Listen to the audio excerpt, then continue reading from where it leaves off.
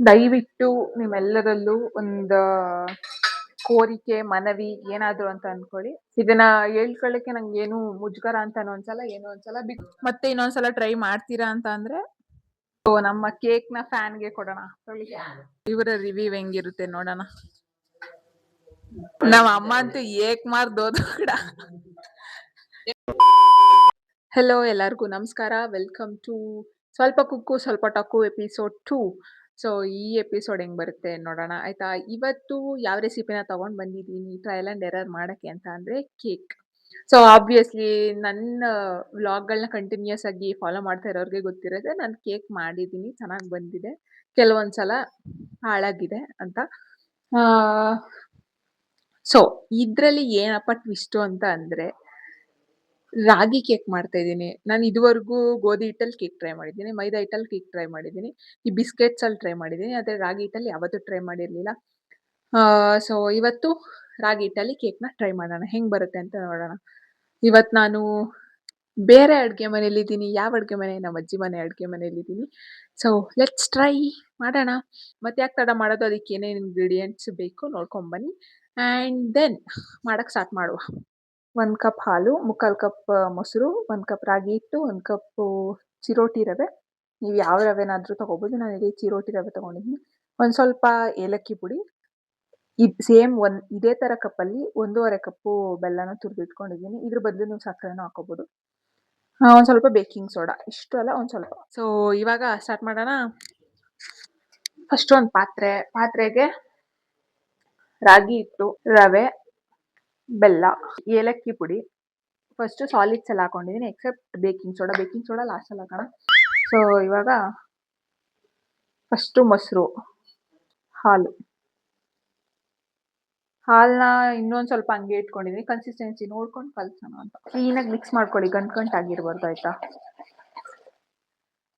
ನಾನು ಮಾಡೋ ಕೇಕ್ಗೆ ನಮ್ಮ ಆಂಟಿ ಬಿಗ್ ಫ್ಯಾನ್, ಆದರೆ ಅದನ್ನ ನನ್ನ ತಮ್ಮ, ನಮ್ಮ ಅಣ್ಣ ಇಬ್ಬರು ಅಂಡರ್ ಎಸ್ಟಿಮೇಟ್ ಮಾಡ್ತಾರೆ ನಾ ಮಾಡೋ ಕೇಕ್ನ, ಗೊತ್ತಾ. ನನ್ನ ಕುಕ್ಕಿಂಗ್ ಸ್ಕಿಲ್ಸ್ನೇ ಅಂಡರ್ ಎಸ್ಟಿಮೇಟ್ ಮಾಡ್ತಾರೆ ಅವರು. ಸ್ವಲ್ಪ ಹೊತ್ತು ಬಿಟ್ಟರೆ ರವೆ ಏನಿದೆ ಅದು ನೆನೆದ್ರೆ ಸ್ವಲ್ಪ ದಪ್ಪ ಆಗುತ್ತೆ. ಸೊ ದಟ್ ಅದನ್ನ ಒಂದು 5 ನಿಮಿಷ ನೆನೆಯಕ್ಕೆ ಬಿಡೋಣ.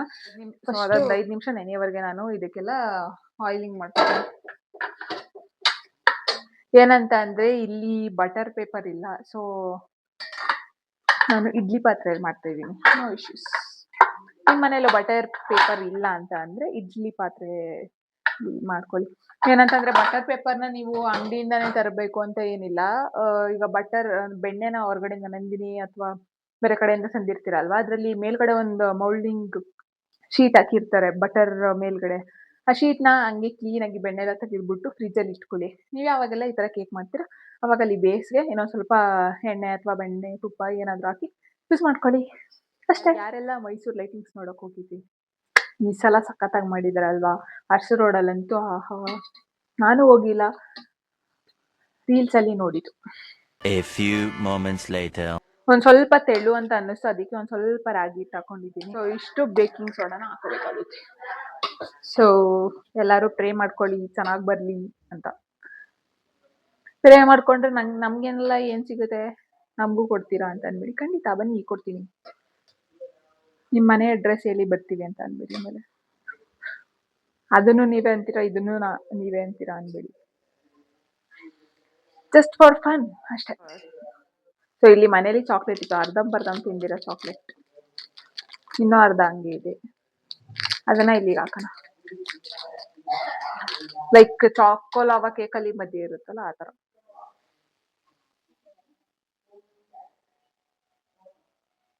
ದಯವಿಟ್ಟು ನಿಮ್ಮೆಲ್ಲರಲ್ಲೂ ಒಂದು ಕೋರಿಕೆ, ಮನವಿ ಏನಾದ್ರು ಅಂತ ಅನ್ಕೊಳ್ಳಿ, ಫುಡ್ನ ವೇಸ್ಟ್ ಮಾಡಕ್ ಹೋಗ್ಬೇಡಿ. ಯಾಕಂತಂದ್ರೆ ಎಷ್ಟೋ ಜನಕ್ಕೆ ನಾವು ತಿಂತಾ ಇರೋ ಊಟನೂ ಸಿಗ್ತಾ ಇರಲ್ಲ. ಆಮೇಲೆ ಇನ್ನೊಂದೇನು ಗೊತ್ತಾ, ಒಂದಷ್ಟು ಜನ ಈ ತಂಗ್ಳನ್ನ, ಬಿಸಿಯನ್ನ, ದಪ್ಪಕ್ಕಿ, ಸಣ್ಣಕ್ಕಿ ಆ ಥರ ಇರುತ್ತೆ. ಬಟ್ ಅದನ್ನ ನಾನು ಜಡ್ಜ್ ಮಾಡಕ್ ಹೋಗಲ್ಲ, ಅದು ಅವ್ರವ್ರಿಗೆ ಬಿಟ್ಟಿದ್ದು, ಅವ್ರವ್ರ ಪರ್ಸ್ಪೆಕ್ಟಿವ್ ಅದು. ಬಟ್ ಫುಡ್ನ ದಯವಿಟ್ಟು ವೇಸ್ಟ್ ಮಾಡಕ್ ಹೋಗ್ಬೇಡಿ. ನಿಮ್ಗೆ ಎಷ್ಟು ಬೇಕೋ ಅಷ್ಟನ್ನ ಹಾಕಿಸ್ಕೊಳ್ಳಿ, ಸುಮ್ಮನೆ ಹಾಕಿಸ್ಕೊಂಡು ವೇಸ್ಟ್ ಮಾಡಕ್ ಹೋಗ್ಬೇಡಿ. ನಾವು ಹಾಕಿಸ್ಕೊಳ್ಲಿಲ್ಲ, ಈಗ ಮದುವೆ ಮನೇಲಿ ಹೋಗಿರ್ತೀವಿ, ನಾವು ಹಾಕಿಸ್ಕೊಳ್ಲಿಲ್ಲ ಅಂತಂದ್ರೆ ತಗೊಂಡೋಗಿ ಸುರಿತಾರೆ ಅಂತ ಅನ್ಕೋಬೋದು. ಸಂಹೌ ಇವಾಗ ನಾವ್ ಹಾಕ್ಸ್ಕೊಳ್ಲಿಲ್ಲ ಅದ್ ಮಿಕ್ಕಿತು ಅಂತ ಅಂದ್ರೆ ಕೆಲವೊಬ್ರು ಈ ಅನಾಥಾಶ್ರಮಕ್ಕೆ ಆ ತರ ಎಲ್ಲ ಕೊಡೋರು ಇರ್ತಾರೆ. ಸೊ ದಯವಿಟ್ಟು ಅದೊಂದು ಮನವಿ. ಫುಡ್‌ನ ವೇಸ್ಟ್ ಮಾಡಕ್ ಹೋಗ್ಬೇಡಿ. ಯಾರು ಹೊಟ್ಟೆ ಹಸಿವಿನಿಂದ ಊಟಕ್ಕೋಸ್ಕರ ಆತುರದಿರ್ತಾರಲ್ಲ ಅವ್ರಿಗ್ ಮಾತ್ರ ಗೊತ್ತಿರುತ್ತೆ ಊಟದ್ ಬೆಲೆ. So please. ಹಂಗಂತ ಇವಾಗ ಇಷ್ಟೆಲ್ಲ ಹೇಳಿದೀನಿ. ಇವಾಗ ನಾನು ತಂಗ್ಳನ್ನ ಬಿಸಿಯನ್ನ ಅಂತ ಏನು ಇದೇ ಮಾಡಲ್ವಾ ಎಲ್ಲಾನು ತಿಂತೀನಾ ಅಂತ ಕೇಳಿದ್ರೆ ಅಫ್‌ಕೋರ್ಸ್ ಹೌದು ತಿಂತೀನಿ. ಇದನ್ನ ಹೇಳ್ಕೊಳ್ಳಕ್ಕೆ ನಂಗೇನು ಮುಜುಗರ ಅಂತಾನು ಅನ್ಸಲ್ಲ, ಏನು ಅನ್ಸಲ್ಲ. ಬಿಕಾಸ್ ನಂಗೆ ಅಷ್ಟಾದ್ರೂ ಊಟ ಸಿಗ್ತಿದೆ. ಎಷ್ಟೋ ಜನಕ್ಕೆ ಅದು ಸಿಗ್ತಾ ಇರಲ್ಲ ಅಷ್ಟೇ. ಅನ್ನಪೂರ್ಣೇಶ್ವರಿನ ಯಾವತ್ತೂ ಡಿಸ್‌ರೆಸ್ಪೆಕ್ಟ್ ಮಾಡ್ಬಾರ್ದು. ಅದು ನನ್ನ ಜೀವನದ ಒಂದು ರೂಲ್ಸ್ ಅಂತಾನೆ ಅನ್ಕೊಳ್ಳಿ ಅಷ್ಟೇ. ಸೊ ನೋಡೋಣ ಇವಾಗ ಲಿಡ್‌ನ ಕ್ಲೋಸ್ ಮಾಡಿದೀನಿ. ಹೆಂಗ್ ಬರುತ್ತೆ. Hope for the best. ನಾನೇ ಮಾಡಿರೋದು. ಇವಾಗ ಓಪನ್ ಮಾಡ್ತಾ ಇರೋದಲ್ಲ. ಆವಾಗ್ಲೇ ಒಂದ್ಸಲ ಓಪನ್ ಮಾಡಿ ಟೇಸ್ಟ್ ಮಾಡಿದೆ. ಸೊ ಇವಾಗ ಒಂದ್ಸಲ ಇದಾಕ್ ನೋಡೋಣ. ಇಲ್ಲಿ ಯಾವುದೇ ಸ್ಟಿಕ್ಸ್ ಇಲ್ಲ. ನಿಮ್ಮಲ್ಲಿ ಏನಾದ್ರು ಟೂತ್ ಪಿಕ್ ಆ ಥರ ಇದ್ರೆ ಹಾಕ್ ನೋಡಿ. ಹಿಟ್ಟಿಟ್ ತರ ಇದ್ರೆ ಬೆಂದಿಲ್ಲ ಅಂತ ಅರ್ಥ. Yes it's done. ಬೆಂದಿದೆ. ಸೊ ಇದನ್ನ ಮ್ಯಾಕ್ಸಿಮಮ್ ಅಂತ ಅಂದ್ರೆ ಒಂದ್ 15 ನಿಮಿಷ ಬೇಯಿಸಿರ್ಬೋದು ಅಷ್ಟೇ. ಹೈ ಫ್ಲೇಮಲ್ಲೇ ಬೇಯಿಸಿದೀನಿ. ಸೊ ನೋಡೋಣ ಹೆಂಗಿದೆ ಅಂತ. ಆಲ್ರೆಡಿ ನಾನು ಟೇಸ್ಟ್ ಮಾಡಿದೀನಿ. ಒಂದ್ಸಲ ನಮ್ಮ ಆಂಟಿಗೂ ಟೇಸ್ಟ್ ಮಾಡ್ಸಿದೀನಿ. ಆದ್ರೂ ಅಫಿಷಿಯಲಿ ಟೇಸ್ಟ್ ಮಾಡಿಸ್ಬೇಕಲ್ಲ, ಅಫಿಷಿಯಲ್ ಆಗಿ ಒಂಥರ ಪ್ರೊಫೆಷನಲ್ ಆಗಿ. ಸೊ ನಮ್ಮ ಕೇಕ್‌ನ ಫ್ಯಾನ್ಗೆ ಕೊಡೋಣ. ಟೇಸ್ಟ್ ಮಾಡ್ಬಿಟ್ಟು ಹೇಳು.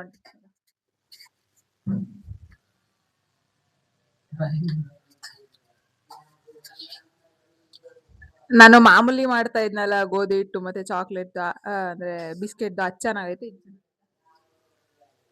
ಇದು ಹೋಲ್ಸ್ಕೊಂಡ್ರೆ ಅದು ಚೆನ್ನಾಗಿದೆ, ಬಟ್ ಇದು ಪರವಾಗಿಲ್ಲ.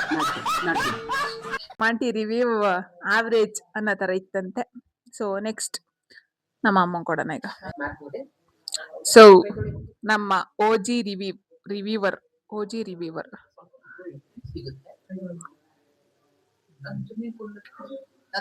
ಅದು ಚೆನ್ನಾಗಿದೆ. ನಮ್ಮ ಅಮ್ಮ ಅಂತೂ ಏಕ್ ಮಾರ್ದೋದು ಕೂಡ ರವೆ ಇಡ್ಲಿಗಳು. ನಮ್ಮ ಅಮ್ಮ ಸ್ವೀಟ್ ರವೆ ಇಡ್ಲಿ ಅಂತೆ. ಸ್ವೀಟ್ ರವೆ ಇಡ್ಲಿ ಅಂತ ನಮ್ಮ ಅಮ್ಮ. ಸೊ ಇವಾಗ ನೆಕ್ಸ್ಟ್ ಫಾಸ್ಟು ನಮ್ಮ ಇನ್ನೊಬ್ಬ ಆಂಟಿ. ಸೊ ಇವರ ರಿವ್ಯೂ ಹೆಂಗಿರುತ್ತೆ ನೋಡೋಣ.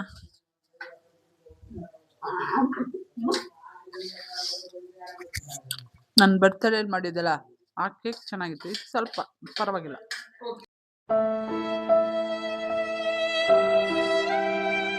ಸೊ ಇವಾಗ ಇಟ್ಸ್ ಮೈ ಟರ್ನ್.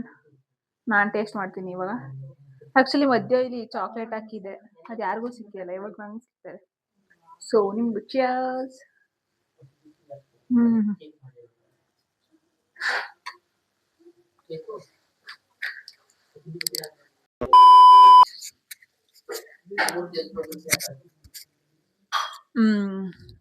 ಗೋಧಿ ಹಿಟ್ಟು ಮತ್ತೆ ಬಿಸ್ಕೆಟ್ ಚೆನ್ನಾಗಿ ಬರುತ್ತೆ. ಇದು ಆವ್ರೇಜ್. 2.5 ನಾನೇ ರಿವ್ಯೂ ಮಾಡ್ತಾ ಇದ್ದೀನಿ. 2.5 ಕೊಡ್ತೀನಿ ಅಷ್ಟೇ. ಅಂದ್ರೆ ಅದು ರಾಗಿ ಹಿಟ್ಟು ಒಂಥರ ತರಿ ಒಂಥರ ಬಾಯಿಗೆ ಸಿಕ್ಕದಂಗ ಅನ್ಸುತ್ತೆ.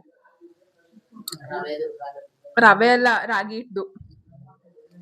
ಹಿಟ್ಟು ಒಂದ್ ಸ್ವಲ್ಪ ತರಿ ಹಂಗೆ ಬಾಯಿಗೆ ಸಿಕ್ಕಿರೋ ತರ ಅನ್ಸುತ್ತೆ. 2.5. ನೀವು ಟ್ರೈ ಮಾಡ್ತೀನಿ ಅನ್ನೋದಿದ್ರೆ ಮಾಡ್ಬೋದು. ಮತ್ತೆ ಇನ್ನೊಂದ್ಸಲ ಟ್ರೈ ಮಾಡ್ತೀರಾ ಅಂತ ಅಂದ್ರೆ ನೋ, ಅಂದ್ರೆ ತುಂಬಾ ಕೆಟ್ಟದಾಗಿದೆ ಅಂತ ಅಲ್ಲ, ಅಂದ್ರೆ ಮತ್ತೆ ಬಯಸಿ ತಿನ್ಬೇಕು ಅನ್ನೋ ತರ ಎಲ್ಲ. ಸೊ ಹಂಗಾಗಿ ಮತ್ತೆ ಟ್ರೈ ಮಾಡಕ್ ಹೋಗಲ್ಲ. ಒಂದ್ಸಲಿಗೆ ಸಾಕಾಯ್ತು. ಸೊ ಇವತ್ತಿನ ಸ್ವಲ್ಪ ಕುಕ್ಕು ಸ್ವಲ್ಪ ಟಾಕು ಎಪಿಸೋಡ್ 2 ಇಲ್ಲಿಗೆ ಮುಕ್ತಾಯವಾಯ್ತು. ಸೊ ಮತ್ತೆ ಸಿಗ್ತೀನಿ ಎಪಿಸೋಡ್ 3 ಜೊತೆ. ಅಲ್ಲಿವರೆಗೂ ಮಿಸ್ ಮೈಂಟಿಲ್ ನೆಕ್ಸ್ಟ್ ವಿಡಿಯೋ. ಜೈ ಮೋದ ಕಾಲ ಟಾಟಾ ಬಾ.